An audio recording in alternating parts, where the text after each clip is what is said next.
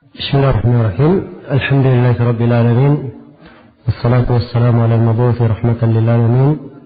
Nabiyyina Muhammad wa ala alihi wa sahbihi wa man tabi'ahum bi ihsanin ila yaumiddin, amma ba'd.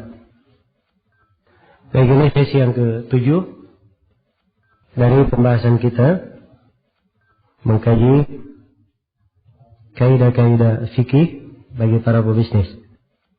Ya. Baik, saya masih berbicara tentang surat-surat atau kertas-kertas berharga.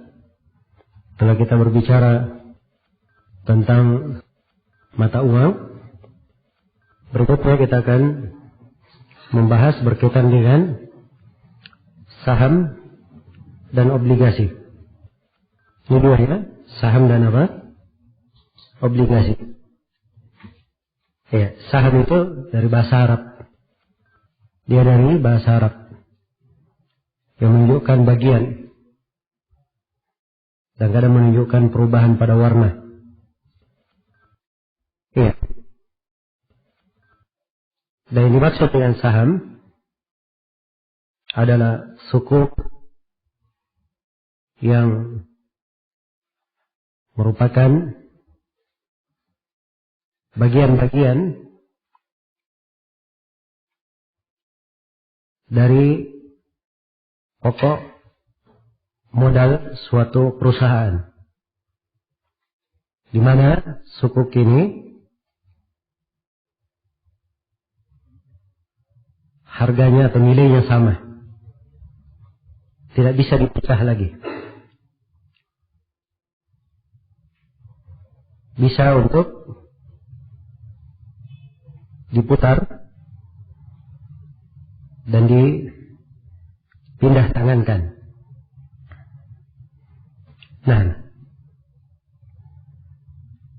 dan di antara kriteria dari saham ini bahwa orang-orang yang ikut bersaham di dalamnya itu menggambarkan haknya di dalam perusahaan tersebut.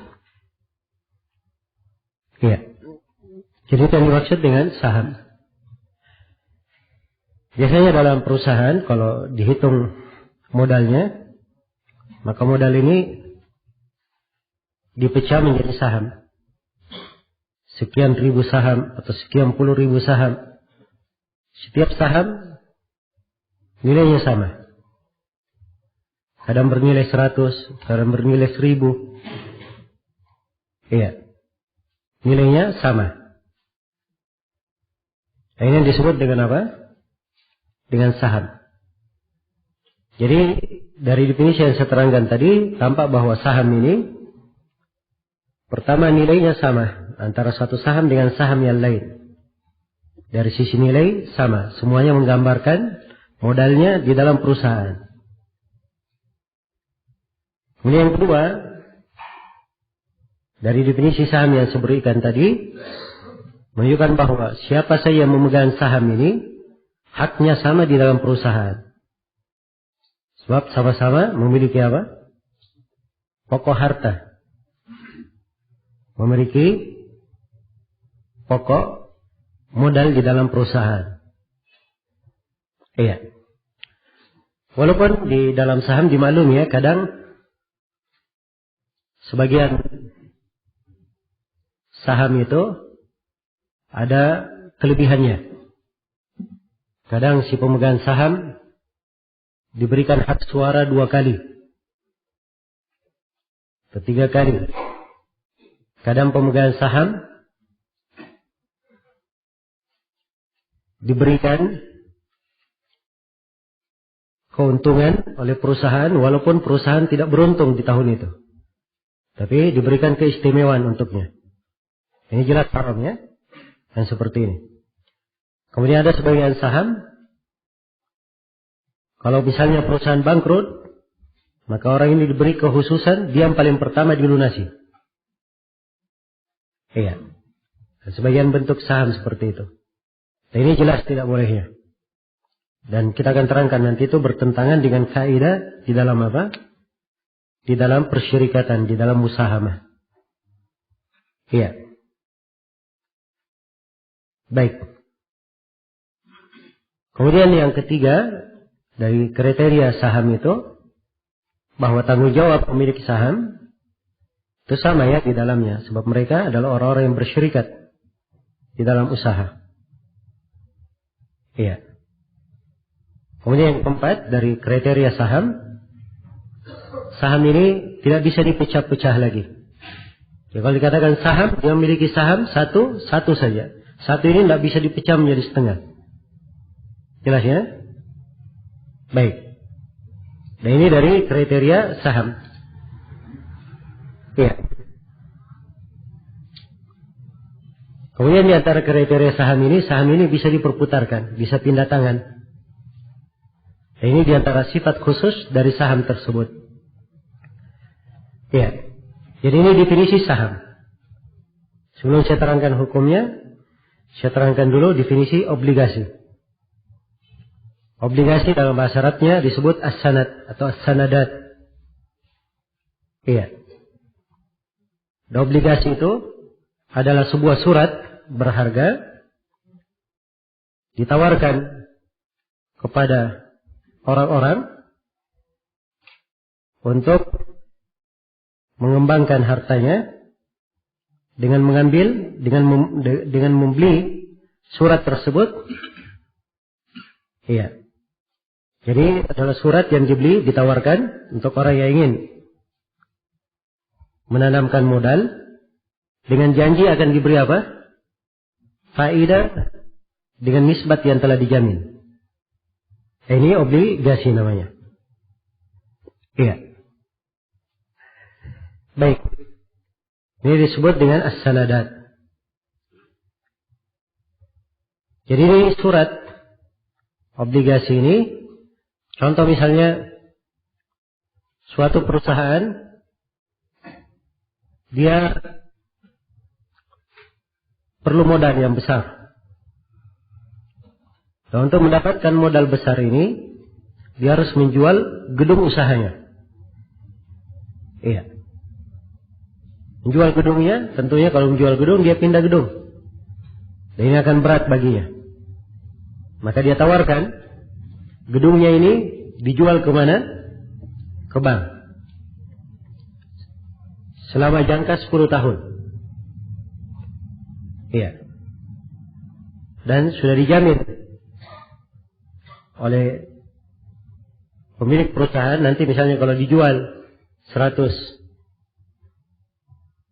atau dijual misalnya anggap dijual 10 miliar, dijamin 10 tahun nanti akan diganti 20 miliar harga gedung. Maka oleh bank diolah harga ini. 10 miliar dipecah menjadi berapa? Menjadi 10.000 saham. Iya. Menjadi berapa? 10.000 saham. Jadi setiap saham harganya berapa? 10 miliar bagi 10.000. Hah? Lama sekali antum menghitungnya. 10 miliar itu berapa nolnya? Hah? 9 atau 10? 10 nolnya. Ya. Dibagi jadi 10.000, hilangkan nolnya berapa? 4. Nolnya sisa berapa? 6. Jadi setiap saham isinya 1 juta. Ini saya ajar matematika lagi antum. Iya. Baik. Jadi 10 miliar dipecah menjadi 10.000 saham. Setiap saham nilainya berapa? Hah? Nilainya 1 juta kan begitu? Ya. Maka ditawarkan oleh bank, setelah bank diolah. Sebab perusahaan sudah menjamin 10 tahun lagi bukan lagi 1 juta harganya, menjadi berapa? 2 juta. Ya, karena itu oleh bank pintar. Siapa yang mau beli saham 1 juta, harganya 1 juta, nanti 10 tahun ke depan dia dapat 1.800.000. Jadi dia sudah untung berapa? 200.000 per saham. Nah, ini obligasi namanya. Jelas ya? Afwan, obligasi. Ya. Dan kadang dibahasakan dengan bahasa sukuk ya, walaupun ada perbedaan lain kadang di pembahasan. Iya. Baik. Jadi ini tentang masalah saham dan apa? Obligasi. Nah, ada perbedaan antara keduanya. Ya, kalau saham itu berkaitan dengan syarikat, modal bagian dari perusahaan. Itu kalau saham. Beda dengan obligasi, dia di luar. Tidak masuk di dalam apa? Perusahaan. Ya. Kalau pemilik, yang perbedaan yang kedua, pemilik saham, orang bersyarikat dalam perusahaan pemiliknya. Dia untung, rugi, ikut dia di dalamnya. Berbeda dengan pemilik obligasi. Dia tidak ada kaitannya untung rugi. Yang penting, ya, dia hanya memiliki apa? Obligasi itu dan dia untung nanti di waktu yang telah ditentukan. Iya. Baik. Perbedaan yang ketiga, kalau terjadi kerugian pada perusahaan, maka pemilik obligasi yang dahulu dilunasi, sebab dia yang apa? Pemilik surat yang harus dilunasi. Beda dengan saham. Pemilik saham itu belakangan. Iya. Baik. Ini perbedaan-perbedaannya.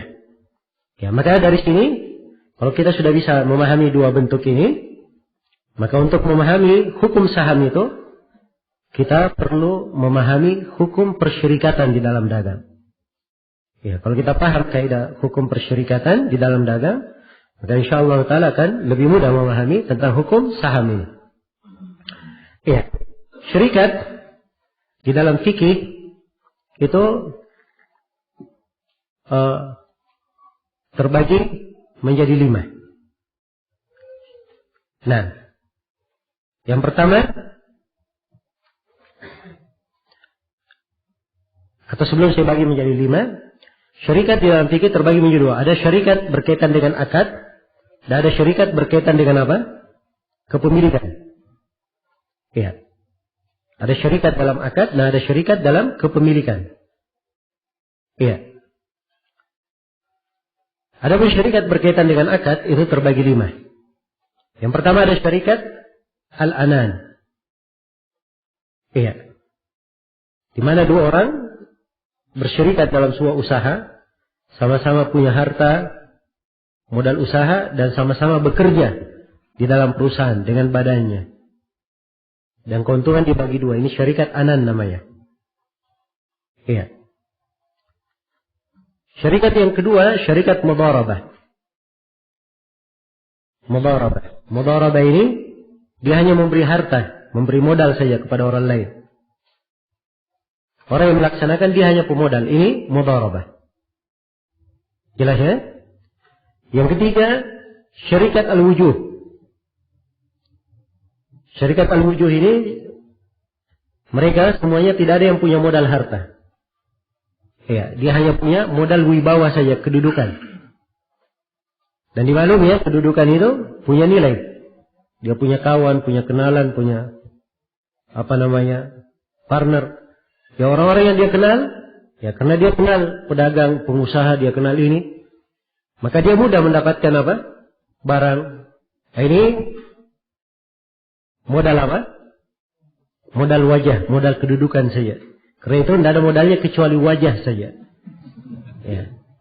Jelas ya? Baik. Jadi mereka tidak punya modal harta. Juga cuma punya wajah. Ini dikenal, si A dikenal oleh si B. Ya. Si C ini kawannya dikenal juga oleh si D. Nah, A dan C ini bersyarikat. Jelas ya? Ini syarikat wujud. Yang keempat syarikat abdan, syarikat badan. Mereka hanya punya modal badan saja. Dua orang bersyarikat sama-sama masuk ke hutan cari kayu. Ya. Apa saja hasilnya nanti bagi 2. Sedikit maupun banyak. Nah, ini bersyarikat dalam apa? Dalam badan. Baik. Dua orang bersyarikat, nelayan sama-sama pergi cari ikan. Satu kapal 10 orang cari ikan. Ya. Sudah ditentukan antara 10 orang ini dibagi menjadi 10. Berapapun ikan yang didapat nanti dibagi berapa? Dibagi 10. Ini cuma punya modal apa? Modal badan saja. Iya. Baik, ini contoh ya. Yang kelima ada syarikat namanya syarikat mufawwadah. Syarikat mufawwadah ini gabungan dari seluruh syarikat yang sebelumnya tadi. Iya. Baik. Jadi ini 5 jenis syarikat. Iya. di pembahasan syarikat ada beberapa ketentuan yang perlu diketahui. Yang pertama, dari ciri persyarikatan, ya, keuntungan dan kerugian itu merupakan tanggungan orang yang bersyarikat. Iya. Jadi untung sama-sama untung, rugi sama-sama apa? Sama-sama rugi. Iya. Dalam sebuah syarikat. Yang punya harta, kalau dua-duanya punya harta, dia untung, sama-sama untung. Rugi, semuanya rugi pada harta. Mudharabah, ada yang punya harta, ada yang punya tenaga. Begitu rugi usahanya, yang punya harta rugi duit, yang punya tenaga, dia rugi tenaga. Sama-sama apa? Ada kerugian. Begitu untung, sama-sama untung. Ini ciri mudharabah. Jelas ya? Baik. Kemudian yang kedua dari ciri mudharabah, keuntungan itu tidak ditentukan kadarnya dengan jumlah tertentu, tapi hanya disebut dengan nisbat saja. 10% atau 40%. Kalau dia dua orang, 40-60 misalnya, 50-50, 70-30. Ya. Tidak ada yang menentukan keuntungan. Saya untungnya tiap bulan 2 juta. Ya. Ini tidak boleh ya. Sebab kalau dia sudah memastikan ini duit kau pakai usaha 10 juta. Ya. Saya tiap tahun saya dikasih 2 juta. Dia tidak mau tahu untung tidak untung. Yang penting tiap tahun dikasih berapa? 2 juta. Ini tidak boleh. Jelas ya? Ini sama dengan dia memberi pinjaman dan mengambil keuntungan. Itu dihitung di dalam riba. Jelas ya? Baik. Ini diantara kesalahan yang banyak terjadi. Iya. Baik. Maka ini diantara ciri di dalam apa? Di dalam syarikat. Dan yang ketiga diantara ciri syarikat, nisbat keuntungan itu sesuai dengan kesepakatan. Sesuai dengan apa? Kesepakatan. Iya. Sesuai dengan kesepakatan. Jadi ini hakikat dari syarikat. Kalau sudah dipahami ini hakikat syarikat, maka bisa dipahami di sini syarikat apa yang boleh seseorang itu bermuamalah dengannya. Ya. Di bursa saham itu, ya di bursa efek itu banyak sekali saham-saham ya. Bahkan di internet ada saham-saham bisa dibeli. Pagi ini dibeli, ya sore bisa dijual. Iya. Pagi dibeli, sorenya di apa? Dijual. Ini sudah bukan masuk ke dalam apa? Bentuk syarikat sudah yang dimaksud. Ini sudah main duit sudah. Beli saham pagi, sorenya apa? Dijual. Kalau memang dia ingin bersyarikat di dalam usaha, tidak seperti itu orang yang bersyarikat. Jelas ya? Baik. Maka ini saham yang seperti ini jelas tidak boleh. Ada saham jenis lain. Ya, dilihat lembaran-lembarannya, sahamnya. Kemudian dibawakan foto-foto perusahaannya. Kalau diperiksa perusahaan itu tidak ada. Itu sekedar nama saja. Cuman dari sisi harta modal yang ada sebagai perputaran saham dijaga oleh mereka. Karena mungkin di backing oleh lembaga-lembaga keuangan dan seterusnya bisa dijaga. Sepanjang tidak ada usahanya, ya, tidak ada pekerjaannya syarikat ini, maka itu bukan syarikat namanya. Itu nama saja. Maka mengambil saham yang seperti ini jelas haramnya, tidak diperbolehkan. Ya. Tapi kalau perusahaan jelas adanya, perusahaan minyak, perusahaan tembaga, perusahaan sawit, ya, perusahaan alat-alat berat, jelas perusahaannya ada. Ya. Dicari alamatnya, ketemu. Yang dilihat usahanya, ada usahanya. Nah, inilah saham-saham yang seperti ini yang boleh untuk apa? Yang boleh untuk dibahas di sini. Ya, ini pun perusahaan yang seperti ini jenis sahamnya terbagi 3. Dari sisi boleh dibeli atau tidak. Ya ingat ya, saya hanya membatasi pada perusahaan saham yang betul persyarikatannya itu ada di dalam hukum-hukum syarikat yang telah kita sebutkan. Jelas ya? Dan ini juga keluar tadi ya, orang-orang yang punya, kalau beli saham khusus, ya dia lebih didahulukan, nanti dapat keuntungan pasti. Ini jelas tidak boleh ya, haram. Dari sisi dalil-dalil di seputar hukum syarikat. Baik, kalau kita sudah tahu syarikat apa yang boleh kita beli sahamnya, syarikat yang dibeli sahamnya itu ada 3 macam. Ada syarikat namanya syarikat bersih, ini yang disebut bersih, tidak beramal dengan hal yang diharamkan. Jenis usahanya usaha yang bagus, tidak ada usahanya yang jelek. Dia juga tidak bermuamalah dengan riba. Tidak bermuamalah dengan apa? Dengan riba. Ya, ini syarikat bagus namanya. Syarikat naqiyah, bersih. Nah, yang seperti ini kalau seorang ingin beli saham di dalamnya tidak ada masalah.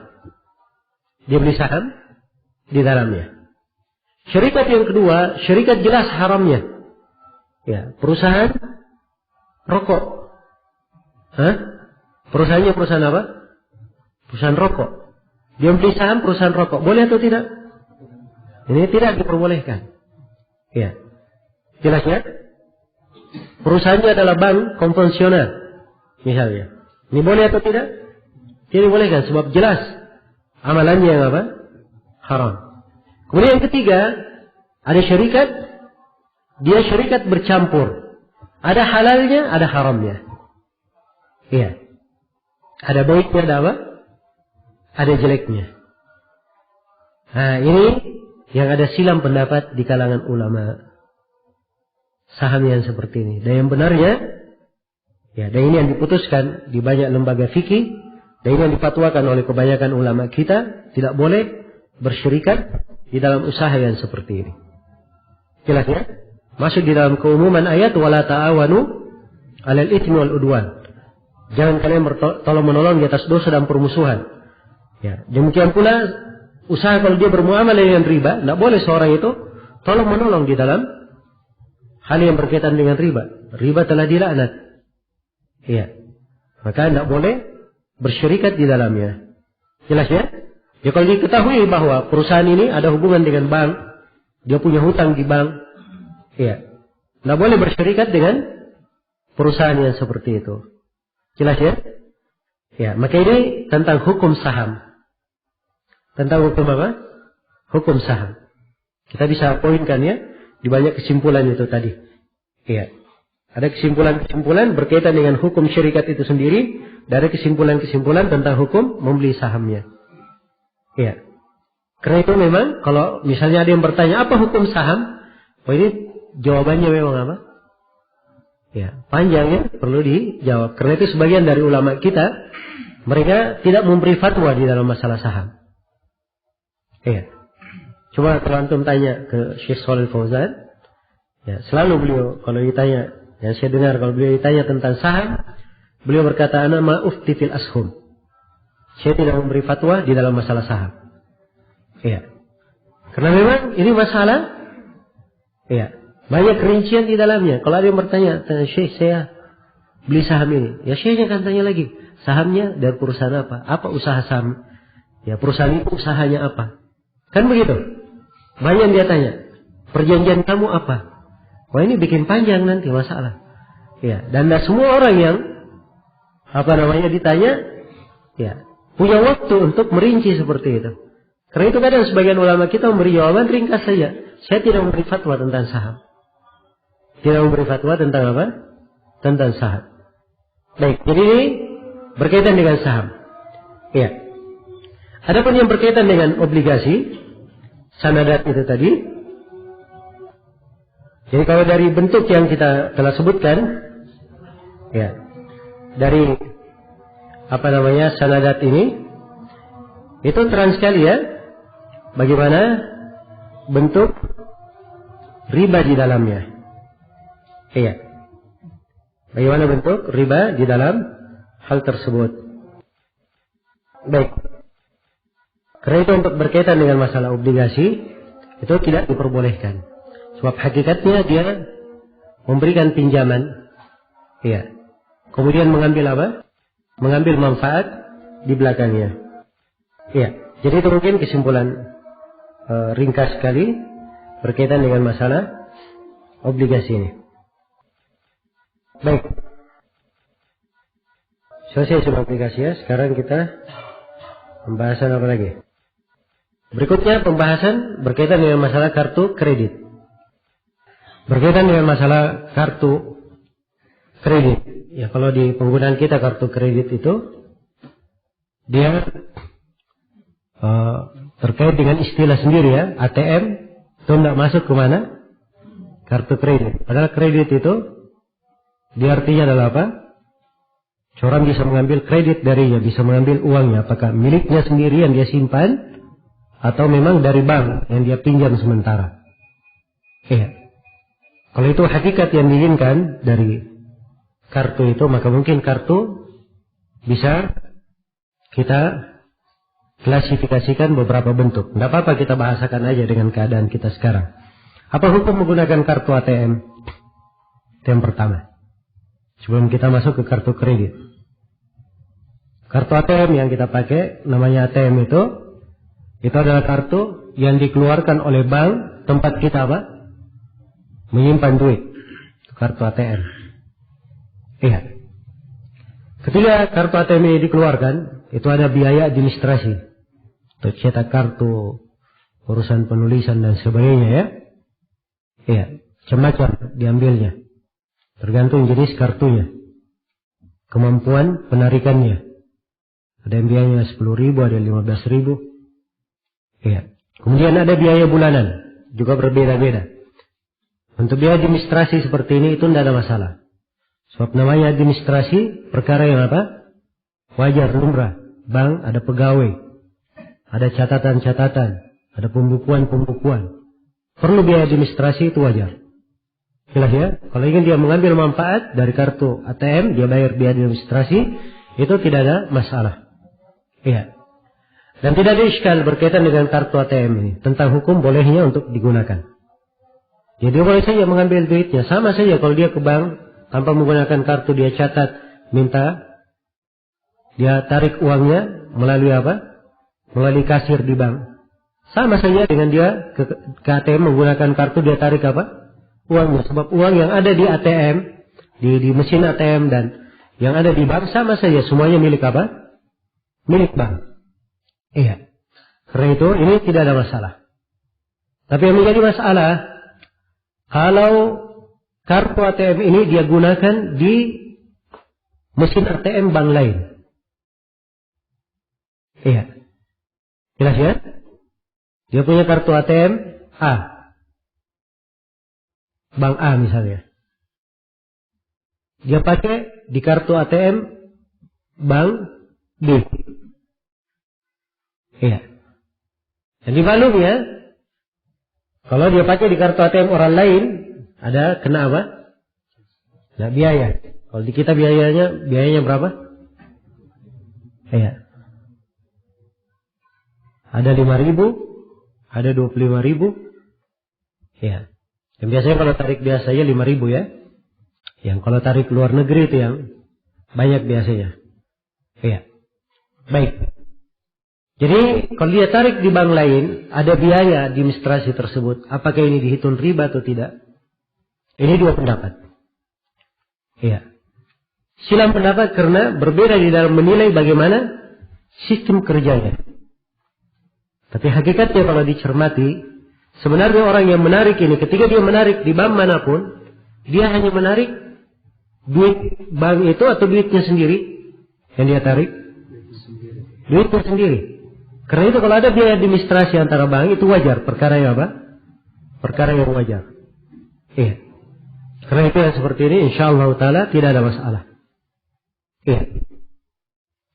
Dan masalah lainnya lagi, kartu ATM ini, nah inilah yang kadang kita masuk di pembahasan kredit. So kartu ATM ini ikut di belakangnya nama-nama ya. Ada Mastercard-nya. Ya. Ada apa lagi namanya itu yang satu? American apa itu? American Card ya. Ya, ada banyak macam nama ya. Nah, ini semuanya nama-nama kredit. Nah, ini kalau ada bisa dipakai di luar negeri pun bisa dipakai. Nah, ini yang kita akan bahas di sini di pembahasan kartu kredit. Kartu kredit dua macam. Kartu kredit itu dua macam. Ada kartu kredit dengan limit kredit, ada uang dia masukkan di dalamnya. Dan ada kartu kredit annual fee. Iya. Dia hanya bayar biaya apa? Biaya mengeluarkan kartu. Tidak ada isinya. Uang dia pribadi tidak ada. Tapi dia bisa menarik. Bisa menarik. Jelas ya? Baik, yang limit kredit itu, kartu kredit yang ada limitnya, dia store uang di dalam kartu itu. Jadi dia masukkan. Ke kartu kreditnya ada uangnya. Dan ini umumnya kartu ATM yang kita pegang, itu sudah ATM untuk lokal, bisa juga dipakai di mana?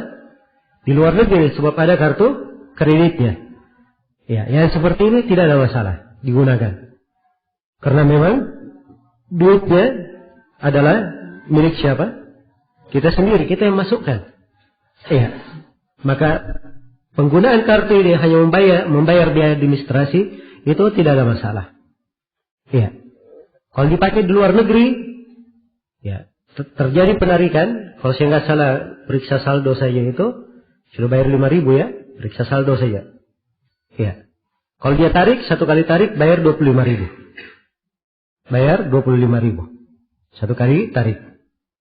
Jadi biaya administrasi ini berlaku dan ini sudah umum ya, sudah umum. Ya, sebab 25.000 itu patokan Indonesia sudah berlaku umum. Ya, di sebagian kalau misalnya di Saudi mereka 4 real, berapa halala begitu. Iya.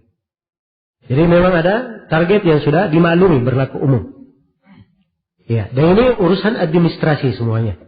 Dan seperti itu insyaallah ta'ala tidak ada masalah. Baik. Dan ini yang telah difatwakannya dalam sejumlah majma' fikih dan para ulama kita yang memberi fatwa seputar ini. Ya. Kemudian kartu kredit jenis yang kedua, ini kartu kredit yang sebenarnya banyak digunakan. Ya, dan ini yang masyhur sebenarnya dengan nama kartu kredit. Ya, biasanya orang kalau kenal kartu kredit, ya di istilah kita ya, artinya kartu dia bisa tarik dulu, nanti dia bayar di akhir bulan. Ya, jelas ya. Adapun yang pertama itu disebut biasanya ATM di tempat kita. Padahal semuanya kartu kredit ya, kalau dari sisi penamaan. Baik. Yang kedua ini kartu kredit yang bisa tarik dulu, nanti dibayar belakangan. Ini macam-macam bentuknya. Sebagian dari orang yang mengeluarkan kartu kredit ini, lembaga yang mengeluarkan kartu kredit, ada yang mengeluarkannya macam-macam. Ada bank, ada lembaga keuangan, ada perusahaan tertentu dia keluarkan kartu. Ya. Kadang dikeluarkan juga oleh merek dagang, kadang dikeluarkan oleh perusahaan hotel atau perusahaan penerbangan. Ya, sebab dia punya banyak jaringan. Ya. Jadi kadang dia keluarkan kartu, boleh dipakai berbelanja, menarik, ya, di cabang-cabangnya yang ada di berbagai penjuru dunia. Ya, memang kemudahan dimudahkan. Jelas ya, tapi kita tidak berbicara kemudahan, kita berbicara apa? Tentang hukumnya. Nah, tentang hukumnya. Baik. Kalau dia sudah bayar di depan untuk mengeluarkan kartu, ada biaya administrasi itu biasa ya, biaya administrasi. Tapi ini kadang biayanya ya berbeda sesuai dengan fasilitas kartunya, sesuai dengan berapa jumlah yang bisa dia tarik. Nah, ini bukan berkaitan dengan administrasi lagi.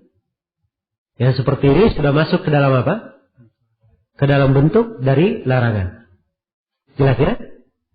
Bentuk yang dilarang. Baik. Sebab ini sudah masuk di dalam bentuk qimar. Seakan-akan dia mengeluarkan biaya. Dengan kartu ini yang dia sudah keluarkan biaya, mungkin dia pakai, mungkin tidak dia pakai. Ya kan? Artinya mungkin dia untung, mungkin dia rugi. Ini apa namanya? Itulah qimar, judi tadi ya, yang kita sebutkan. Baik, sebagian kartu kredit gratis. Ya, gratis dikeluarkan. Tapi biasanya kalau dia gratiskan di depan, itu bunganya kalau terlambat lebih besar. Biasanya begitu. Ya. Sebab mereka silakan boleh menarik sampai 100 juta. Tarik 100 juta. Kalau tidak lunas dalam tempo waktu 3 bulan misalnya, ada macam-macam tempo ya. 3 bulan misalnya, maka setiap hari ya, dari pengunduran dia mendapat beban sekian persen. Sekian persen. Jelas ya? Ya. Maka ini hakikat kartu kredit yang seperti ini dihitung apa? Ini masih di pembahasan riba. Sebab dia pinjaman, nanti diambil apa? Manfaat di belakangnya, ada bunganya. Ada bunganya di belakangnya. Ya. Kalau misalnya ada yang berkata, oh saya ambil kartu kredit, tapi saya kalau tarik duit, saya langsung bayar. Saya tidak pernah mundur, sehingga saya tidak kena denda. Ya, jawabannya, kalau dia berbuat seperti itu urusannya sendiri. Ya. Tapi dia di depan sudah menyetujui akad riba di depan. Sebab itu akad yang dia sudah setujui. Kalau dia terlambat, dia berdenda. Ini artinya dia setujui akad apa? Akad riba. Dan ini dari sisi hukum asalnya sudah tidak boleh. Ya, karena itu para ulama kita memfatwakan untuk kartu kredit yang seperti ini hukumnya adalah apa? Hukumnya adalah haram, tidak diperbolehkan. Ya. Baik, dan ini difatwakan di banyak apa? Dewan-dewan fikih ya. Ya. Dan saya sendiri tidak mengetahui ada dari para ulama yang berpendapat selain daripada itu. Bahwa ini adalah kartu yang tidak diperbolehkan. Dengan bentuk yang telah kita sebutkan tadi. Baik. Jadi selesai pembahasan tentang apa? Kartu kredit. Saya pindah kepada pembahasan yang lain.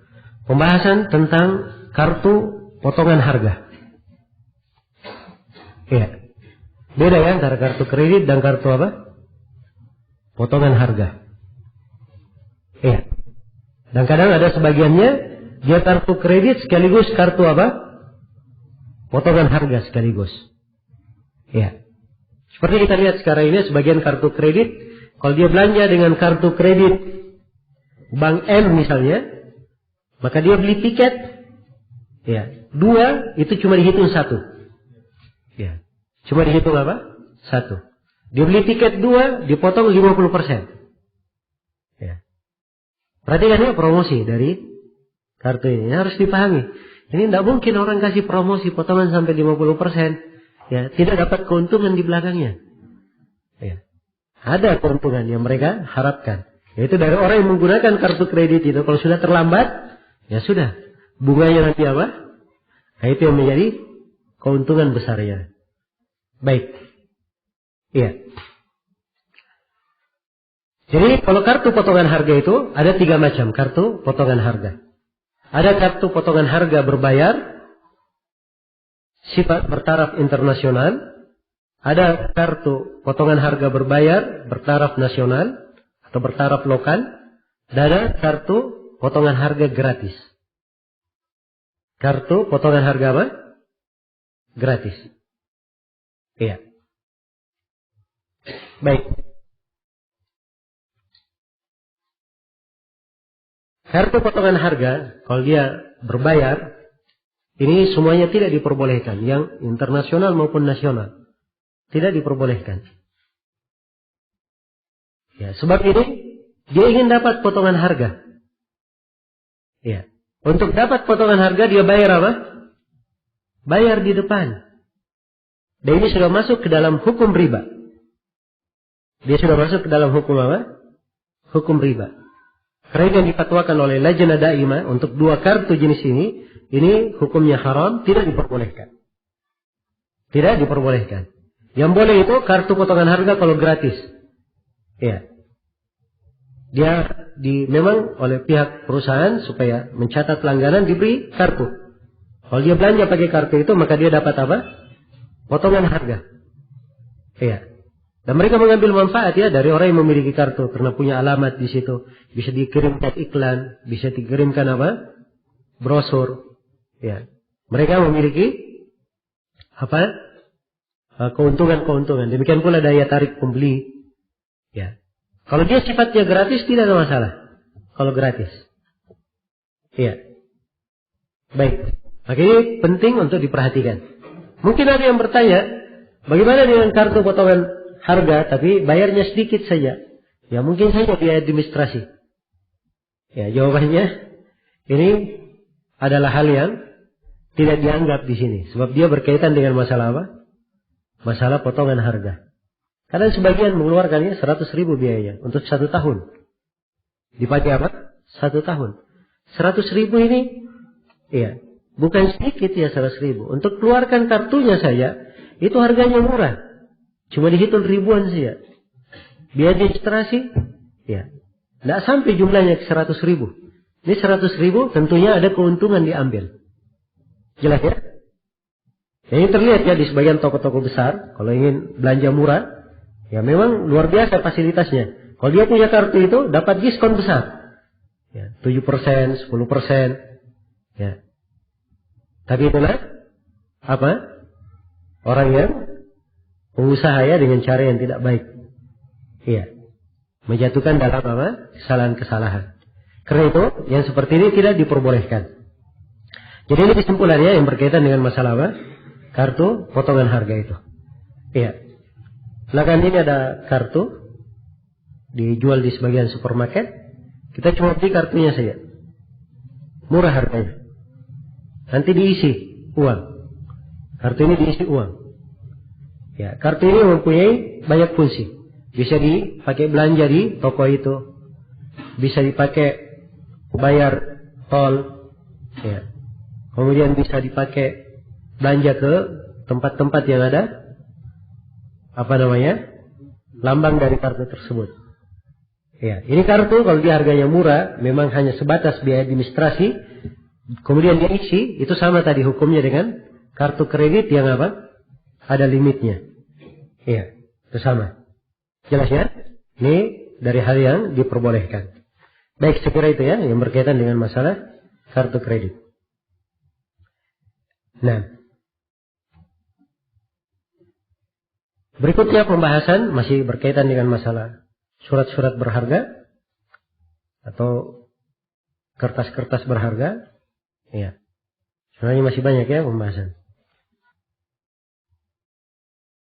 Satu lagi berkaitan dengan masalah kitabud dhaman. Ya, ini namanya macam-macam ya. Ya, biasanya diistilahkan LC, letter of credit. Ya, surat apa? Surat kredit. Ya, begitu katanya namanya. Ya, ada LC luar negeri, ada LC dalam negeri. Ya. Kalau dalam negeri itu dia disebut dengan nama, ada namanya lagi kalau dalam negeri. Sebentar. Singkatannya SKBDN. Ya. Surat kredit berdokumen dalam negeri. Nah, begitu. Baik, apa fungsi dari LC ini? Iya. Nah, ini yang menjadi inti pembahasan. Sekarang ada orang dari luar negeri. Dia mau belanja di Indonesia. Iya. Dimaklumi orang dari luar negeri ini mau dijamin duitnya. Ketika dia belanja besar di Indonesia misalnya, anggaplah dia belanja di Indonesia 1 miliar. Iya. Dia beli barang. Siapa yang menjamin bahwa barangnya ini ketika dia bayar dijamin sampai ke tujuan? Ya, padahal dia orang luar negeri. Jelas ya? Nah, maka di sini kadang mereka memakai jasa bank. Dia minta surat jaminan dari bank atau lembaga tertentu dijamin bahwa barang yang akan dia beli itu nanti sampai ke negerinya. Begitu sampai di negerinya, maka si pihak penjual langsung menagih ke bank. Bank yang menjamin pasti apa? Membayarnya. Iya. Jadi ini fungsi dari apa? Fungsi dari LC ini. Baik. Dan di sini berkaitan dengan masalah LC. Ya. Setelah kita mengetahui bentuknya, ya, apa yang dimaksud dengannya, harus diketahui bahwa keadaan LC itu terbagi dua. Ada yang pihak yang minta jaminan sudah menyimpan kreditnya di situ. Dia sudah menyimpan apa? Duitnya. Misalnya dia akan belanja di Indonesia, anggaplah misalnya dia beli batu bara. Ya, ini jumlah besar ya, bukan duit kecil. Ya. Dia sudah bayar 100 miliar. 100 miliar bayarannya ini dia titip di mana? Dia titip di bank. Dia sudah simpan di bank. Ini 100 miliar. Dia bikin akad, perjanjian. Ya. Maka begitu sampai barang ini ke negerinya, pemilik batu bara langsung menagih ke mana? Ke bank. Bank akan melunasinya semua bayaran tersebut tanpa menguranginya 1% pun. Jelas ya? Nah, ini contoh dari LC penggunanya, pentingnya. Ya, baik. Jadi LC itu dua macam bentuknya. Ada yang sudah dia simpan dulu limit di depan, sudah dia masukkan dulu duitnya, dan ada yang belum masuk duitnya. Nanti ditagih, ya, oleh bank. Nah ini biasanya bank dua perjanjian. Biasanya kalau sudah dimasukkan dulu uangnya, di store dulu ke bank, biasanya bank itu ngambil keuntungan sedikit saja. Ya. Tapi kalau misalnya bank dulu yang bayar semuanya, nanti dia menagih ke luar negeri, nah ini biasanya apa? Banknya mengambil sangat banyak sekali. Nah ini bedanya. Jelas ya? Nah LC ini terbagi dua. Jadi kalau dia dibentuk yang pertama ada uang kredit yang dia simpan di bank tersebut, maka ini bank hanya bersifat sebagai wakil saja. Sebagai kafil, orang yang menjamin. Ya kalau dia sebagai kafil di situ, sebagai penjamin saja, penjamin itu dari akad sifatnya tabarru. Ya, bukan akad muawadah, bukan akad jual beli. Tidak boleh bank memasang apa? Memasang harga, memasang nilai, tidak. Dia hanya kalau mengambil biaya administrasi saja. Hanya mengambil biaya apa? Administrasi. Adapun diambil keuntungan walaupun sedikit, ini tidak diperbolehkan. Tidak diperbolehkan. Baik. Dan ini telah ada ketetapan dari Majma' Fikih Islami tentang hal ini. Nah, iya. Yang kedua, kalau misalnya si pemesan di luar negeri tidak punya limit di bank, dia tidak titip, dia dulu yang bayar. Nanti setelah sampai barang, barulah bank menagih ke sana ke luar negeri. Ya, ini jelas ribanya. Kalau bentuk yang seperti ini jelas apa? Ribanya. Ya, tapi kalau kita lihat jenis yang dibolehkan yang pertama tadi, itu hampir dikatakan sulit didapatkan. Hampir dikatakan apa? Sulit diketemukan. Ya, dan kalau tidak terjadi seperti itu juga, tidak ada transaksi luar negeri. So, masalahnya di Indonesia ini, ya, yang dikatakan ingin berpegang dan menjalankan syariat dalam hal tersebut, ya, ini sulit untuk didapatkan. Jelas ya? Dan di kondisi yang seperti ini, inilah kondisi-kondisi yang kadang seorang masuk di pembahasan darurat. Iya. Istilahnya sangat berat kalau dia tidak ikut di dalamnya. Nah, Syekh Ibnu Utsaimin pernah ditanya, kita belum berbicara ya tentang masalah transfer. Iya. Belum berbicara tentang masalah transfer. Padahal saya singgung tadi ya, kalau misalnya transfer uang dari Malaysia misalnya ke Indonesia pakai ringgit, dia store di sana ringgit, diterimanya apa? Diterimanya rupiah. Ini terdapat dua jenis ya, ada penukaran, ada pengiriman.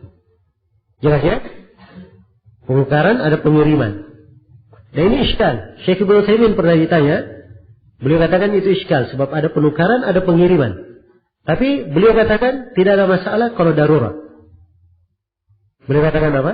Tidak ada masalah kalau darurat. Itu fatwa beliau ya. Ya, tapi di kebanyakan ulama itu diberikan solusi untuk cara transfer itu. Ya. Jadi menjadi masalah kalau kita transfer dari luar negeri ringgit diterima di Indonesia dalam bentuk rupiah, ini sudah terjadi penukaran. Ya. Kita bayar di sana dan terjadi penukaran, datanya ke Indonesia dalam bentuk rupiah, ini masuk dalam bentuk sarf. Dan kalau terjadi penukaran antara rupiah dan ringgit, itu harus saling apa? Saling kontan, dan ini mundur. Iya. Ini mundur. Maka ini sisi bahayanya. Dia masuk di dalam pembahasan riba. Karena itu solusinya, kalau dia ingin kirim, ya, dia di bank di Malaysia misalnya ingin dia kirim, atau dia di bank yang menggunakan dolar, ya, dia beli dulu rupiah di sana. Dia katakan $100 ini berapa rupiah nilainya? Kalau dia katakan nilainya misalnya 950.000 $100. Ya sudah. Kalau begitu saya tukar $1.000, 9.500.000. Jelas ya? Jadi di catatan kirimnya 9.500.000. Sisa dia bayar ongkos kirim saja. Ongkos transfer. Ya, catatan kiriman sudah ada. Tapi kalau dia kirim, dia masukkan dengan catatan $100, dengan otomatis diterima rupiah di Indonesia. Ini tidak boleh. Tidak boleh. Jadi harus dia tukar dulu di sana. Atau cara lain, dia kirim dolar, perjanjiannya diterima dolar juga di Indonesia. Dia kirim ringgit, diterima juga apa? Ringgit di Indonesia. Iya. Ini dua solusi yang benar. Adapun kalau langsung terjadi penukaran, ini tidak dibenarkan. Maksudnya saya ingin memberi contoh di sini berkaitan dengan sebagian muamalah. Kadang seorang perlu transaksi, iya, menjual barangnya, ya, dan tidak ada jalan yang benar untuk menjaminnya kecuali dengan jalan yang apa? Jalan yang ada kekeliruan itu tadi. Maka sebagian ulama kadang memberikan fatwa ini boleh karena memang apa? Darurat sifatnya. Ya, ingatnya saya sering mendetailkan kata darurat dalam istilah fikih. Ya, darurat itu tidak mesti dikata kalau dia sudah di ujung pedang baru darurat. Iya. Darurat itu kadang dibahasakan untuk sesuatu yang sangat memberatkan. Kalau apa? Tidak dilakukan. Tapi ini ada ukuran-ukurannya ya. Ada ketentuan-ketentuannya di dalam di dalam ilmu fikih dan di ilmu kaidah fikih. Baik. Selesai sudah berkaitan dengan masalah apa? Kitabud Dhaman. LC. Ya. Baik. Ini masih ada pembahasan lainnya. Saya belum bahas asuransi. Saya belum bahas masalah multi level marketing. Ya. Waktunya sudah habis. Berkaitan dengan perlombaan. Itu banyak ya di masalah perlombaan. Kemudian berkaitan dengan masalah arisan, masalah membuat barang. Ya baik, saya kira kaidah-kaidah sudah bagus ya. Ya, untuk diketahui kita sudah memahami beberapa kaidah. Sisa penerapan saja. Ya mudah-mudahan insyaallah taala di masa mendatang di waktu lain kita akan buka pembahasan yang lainnya. Baik, untuk sementara materi saya cukupkan sampai sini. Ya, saya sengaja beri waktu sedikit untuk tanya jawab. So, kalau saya fullkan materi nanti ada tanya jawab. Ya. Tidak apa-apa, kalau ada yang bertanya di pertanyaan saya kita jawab.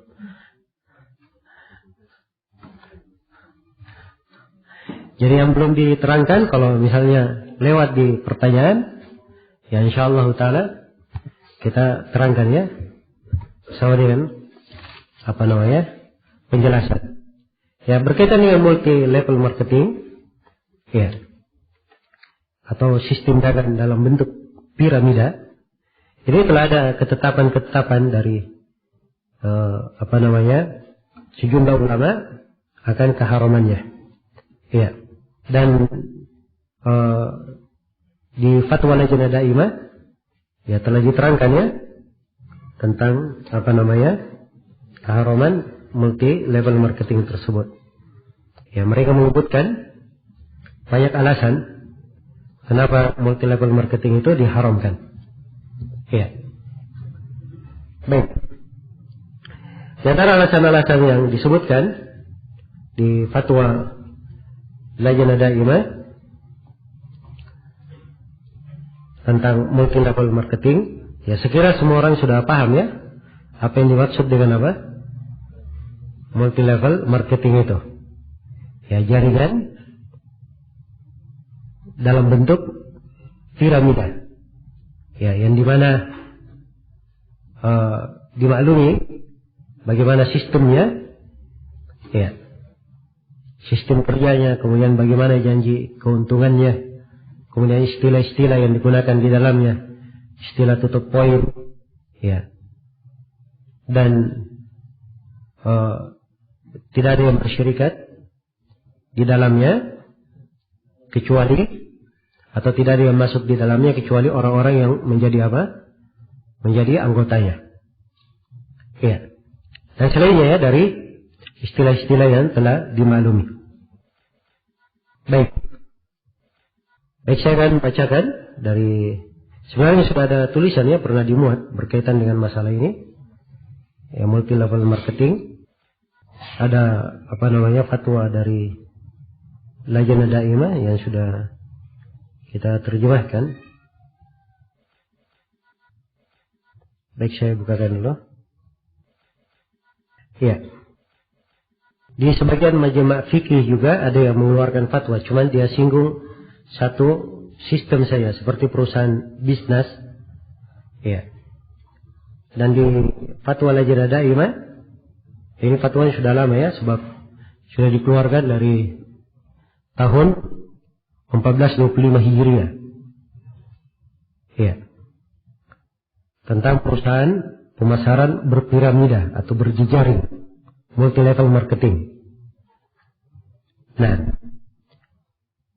disebutkan bahwa kesimpulan aktivitasnya adalah meyakinkan seseorang untuk membeli sebuah barang atau produk agar orang tersebut ya juga mampu meyakinkan orang lain untuk memberi produk tersebut. Dan orang lain itu juga mampu meyakinkan orang lain untuk membeli. Demikian seterusnya. Jadi berpiramida, dia diyakinkan orang lain untuk membeli. Dia punya banyak anggota. Setelah punya banyak anggota, anggotanya meyakinkan lagi di bawahnya. Ya. Yang di bawahnya lagi meyakinkan lagi di bawahnya.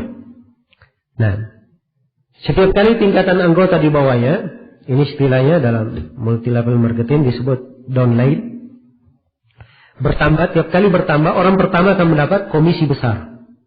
Jadi kalau saya punya 10 anggota, 10 anggota saya punya 100 anggota, 100 anggota yang lagi punya 1000, ya, setiap bertambah ada keuntungan pasti naik ke saya. Jelas ya? Naik ke saya. Nah, setiap anggota ya yang dapat meyakinkan orang-orang setelahnya dan lainnya untuk bergabung akan mendapatkan komisi besar juga. Jadi di bawah saya juga kalau dia dapat anggota, ya maka dia akan apa? Dapat komisi. Nah, sisa saya misalnya yang pertama, ya saya ada kewajiban untuk tutup poin. Tiap bulan saya harus belanja sekian. Ya, jadi saya perlu barang, tidak perlu barang harus apa? Harus belanja. Ya, sebagai peraturan. So kalau tidak, saya tidak dapat apa? Saya tidak dapat keuntungan. Ya. Maka di fatwa Lajnah Daimah diterangkan bahwa transaksi ini ada transaksi yang diharamkan. Disebutkan beberapa alasannya. Alasan yang pertama, karena di dalam transaksi ini terdapat dua jenis riba sekaligus. Riba fadl dan riba apa? Riba nasyah. Riba fadl dari sisi anggota ketika masuk registrasi, dia bayar jumlah kecil. Keuntungan yang dia dapatkan bagaimana? Besar. Maka ini riba apa? Riba fadl. Kemudian yang kedua, keuntungannya ketika dia bayar, keuntungannya datanya belakangan. Ini dihitung sebagai riba apa? Riba nasi'ah. Yang kedua, terdapat di dalamnya gharar. Terdapat di dalamnya ketidakjelasan. Sebab dia tidak tahu berapa banyak anggota yang akan dia dapat. Iya. Terus anggotanya sendiri, iya. Berapa banyak yang dia akan dapatkan. Nah, kemudian yang ketiga, terdapat di dalam transaksi ini, ya, dari bentuk memakan harta manusia dengan cara yang batil. Ya. Sebab ini yang di atas enak-enak saja ya. Dia cuma duduk-duduk manis saja. Ya. Yang di bawahnya yang apa? Yang kerja. Nah. Baik. Kemudian yang keempat. Ya, dari alasan dan terkandung dalam transaksi ini penipuan, pengaburan, dan penyamaran terhadap manusia. Dari sisi ditampakkan produk. Tapi sebenarnya bukan produk yang dicari. Yang dicari cuma apa? Mengumpulkan anggota saja. Iya, mengumpulkan anggota. Baik, ini hakikat dari multi level marketing yang dibahas oleh para ulama tentang keharamannya. Jadi kalau ada bentuk yang lain, misalnya dia jamin lepas dari kesalahan-kesalahan ini, Ya, sisa dihadapkan bagaimana bentuknya untuk dipelajari. Ya, dilihat dan dipelajari. Baik. Mudah-mudahan apa yang kita kaji selama 2 hari ini ada manfaatnya untuk seluruh ikhwan dan akhwat, dan saya mewasiatkan kepada diri saya dan kepada seluruh ikhwan dan akhwat, para hadirin dan hadirat, agar supaya memperhatikan dengan baik, mencermati kaidah-kaidah dalam muamalat. Ya, sebab ini dari perkara yang kita hidup di keseharian bersama dengan perkara-perkara tersebut. Banyak hukum-hukum terkait dengannya. Semoga Allah Subhanahu wa taala memberikan kefakihan untuk kita semua dalam agama dan memberikan untuk kita semua pemahaman yang baik. Dan semoga Allah Subhanahu wa taala mengajarkan kepada kita ilmu yang bermanfaat, mengangkat kejahilan dari kita semua, dan semoga ilmu yang kita dapatkan itu adalah kebaikan yang mendukung kita semua di dunia dan di akhirat. Dan semoga Allah Subhanahu wa taala mengokohkan kita semua di atas keislaman dan sunnah Rasulullah sallallahu alaihi wasallam di kehidupan dunia, di alam kubur, dan di kehidupan ketika kita semua kembali kepadanya. Innahu waliyyu dzalika wa huwa jawadun karim, wallahu taala alam. Subhanakallahumma wa bihamdik, asyhadu an la ilaha illa anta, astaghfiruka wa atubu ilaik, walhamdulillahirabbil alamin. Wassalamualaikum warahmatullahi wabarakatuh.